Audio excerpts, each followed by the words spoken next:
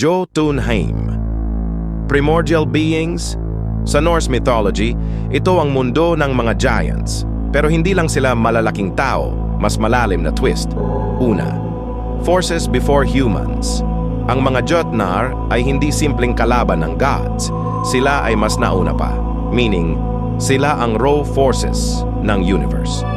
Chaos, nature, destruction, creation, bago pa magkaroon ng order. Asgard, ikalawa.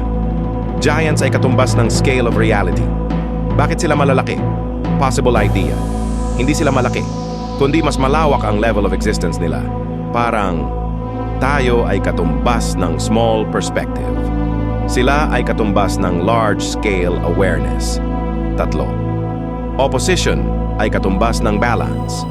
Laging kontra ang Jotunheim sa Asgard. Meaning, hindi sila enemy. Sila ang counterforce, parang chaos laban sa order, raw laban sa structured, wild laban sa control. Maraming gods, like Odin, may bloodline ng giants. Meaning, ang order, gods, nanggaling din sa chaos, giants.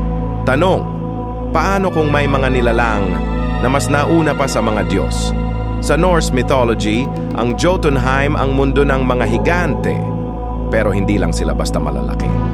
Sila ang chaos, ang raw forces ng universe. Bago pa magkaroon ng order, nandyan na sila.